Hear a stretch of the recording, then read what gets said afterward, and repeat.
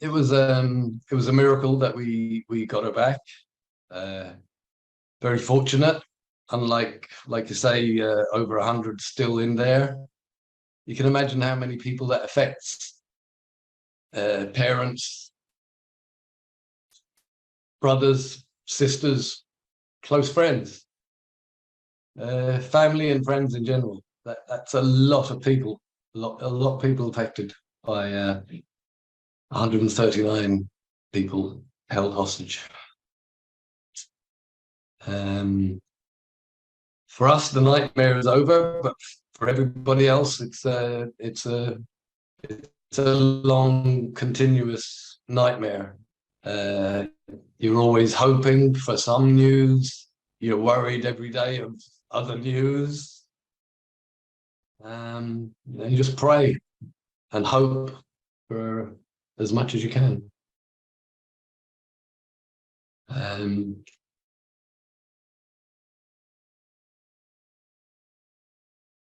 a few days on the fourth. On the fourth, I'm off to Washington with a delegation to try and help and promote and push um, to help the hostages, put pressure on governments, agencies, organizations, anywhere we can push, we're pushing. Have you got any questions that you'd like particularly answered? Well, I think we really want to hear how Emily is doing. Is she attending school? Where, just a little bit about. Okay. Yeah. Obviously we received quite a broken little child.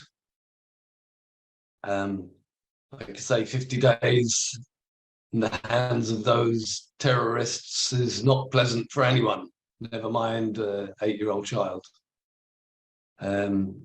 Terrified most of the time, hungry all the time, thirsty a lot of the time, dirty, filthy. They had no showers for 50 days. They were given a bowl of lukewarm water and a rag.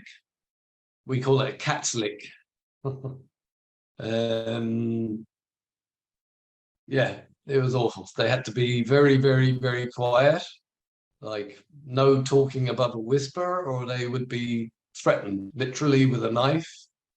Be quiet, uskut, as they say in Arabic, uskut, or we will kill you with this knife.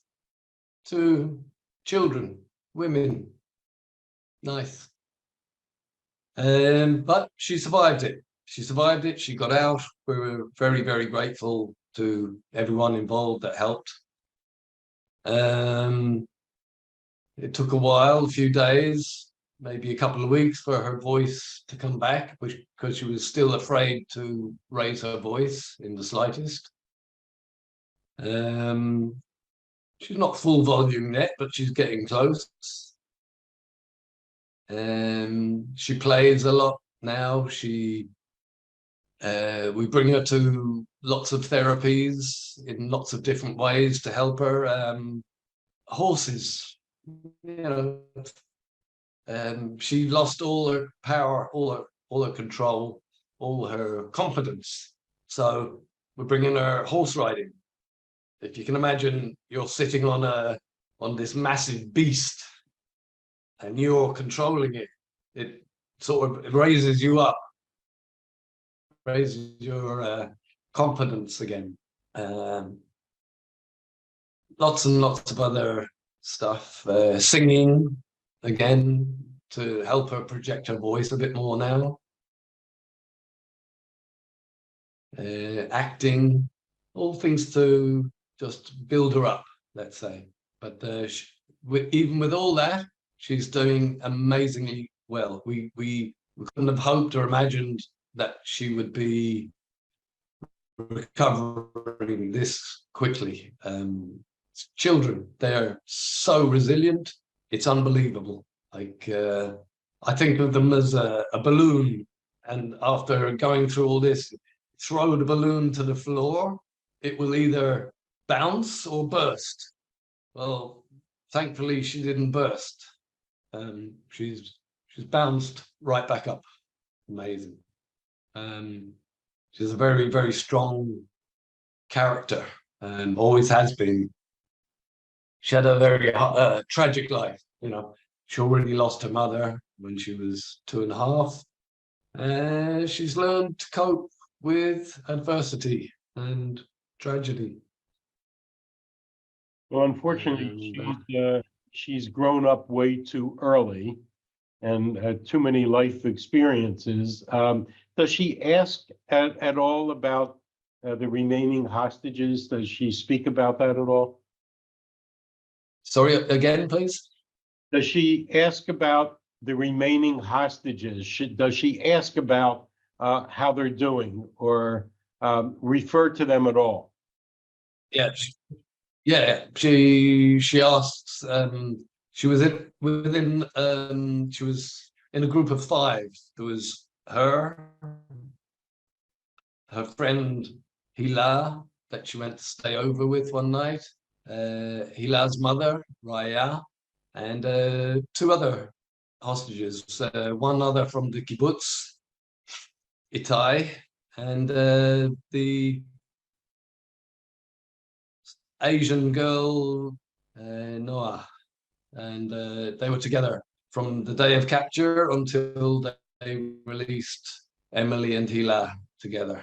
And yeah, I was in one interview recently, and Emily was with me, and I actually got the news that way that they killed Yossi, who wasn't in her group at all, but they must have collected him up from somewhere, made their little group a little bit bigger. Itai, Yossi Sharabi, and Noah. And then, unfortunately, Yossi's gone, for sure. And Itai is also gone. Out of Emily's group, there's only Noah. And yeah, she would love to see her again. And is Emily back in school and interacting with her friends, or what's that status? Right. She's not back at school.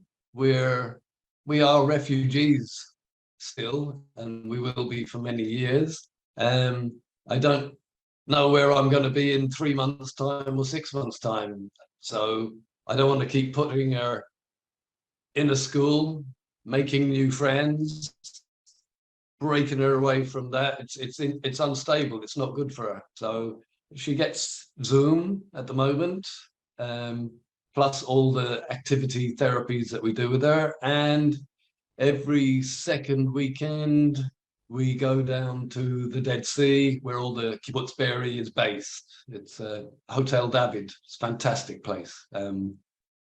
They've accepted us with open arms. Even the dogs are roaming around in a 5-star hotel. But that's where Emily gets to meet her friends from the kibbutz. We've got to keep contact with them, otherwise, the relationships and friendships will just drift apart. The other friends from school, she does see periodically on, but it's very hard to try and coordinate a class that's scattered all over the country. And just tell us a little bit about this delegation you're part of, and everyone's doing the best that they can. Right. The delegation is organized by the Knesset. It's very recent news. It's happening quite fast. I don't even have an itinerary of what we're going to do or who we're going to see yet. I just have an itinerary for the plane journey. So I know I'm going on the 4th. and that's about it, really. Now, is Emily joining you on that delegation, or is it just adults? I was initially going to bring her because at the beginning it seemed like it was just going to be the Senate and Congress and maybe one or two interviews here and there, but that was before I saw any itinerary at all, and I still haven't seen an itinerary. But verbally over the phone, when I was speaking to them, they said it's going to be packed. There's going to be all political meetings. There's going to be many, many interviews, and they're literally packing every. They want us to speak to as many people as possible.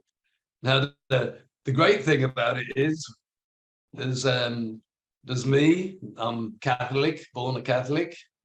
There's another guy. He's Jewish. He's got a son still in there, and a Muslim, believe it or not. He's got family in there. It didn't matter to them on that day whether you were a Catholic, a Jew, or a Muslim. In fact, they killed whoever they could get hold of. Whoever they could get hold of, it didn't matter. They were just on a killing spree. There was no ideology in it. Raping women, as you know, and men. Animals. Worse than animals. I love animals. Right, exactly. Evil. There's a word needs to be invented for this, just like the Holocaust. A new word has to be invented for that. I don't even like, personally, I don't like the word anti-Semitism used by anyone. It's too flowery. A lot of people don't even know what anti-Semitism means. If you ask them, what's an anti-Semite? Oh, I don't know. Is it like an anti-pasta? It's a very soft, flowery word. Jew hatred. Jew hatred. That should be the word used. It's nothing. It's anti-Semitism. What does that mean to anybody? Use the hard words. It's Jew hatred. Nothing more, nothing less. Yeah, we're going to follow your lead on that, Thomas, because it's true. The word just isn't strong enough and harsh enough. So we're going to follow your lead on that. And thank you for joining us today. We know how busy you are, and please give Emily our best. And we hope when you're back and you're settled in, we can Zoom up together with you and Emily. So again, thank you so much for being with us. You're welcome. Our next move is to a kibbutz in the south called Salim. It's actually an Air Force base as well, so we're going to be well protected. It's in the south. That's our next move until Kibbutz Be'eri is built up again, which is going to take some years. And then we will move from this kibbutz, who are going to make an add-on, we will move en masse back to Be'eri. Well, we'll be there with you. That's our hope and plans. We're going to be helping to rebuild the South, and we'll be with you every step of the way. So we'll plan on rejoining you in happier days. So thank you. Yeah, that'd be great. Thank you very much. Bye.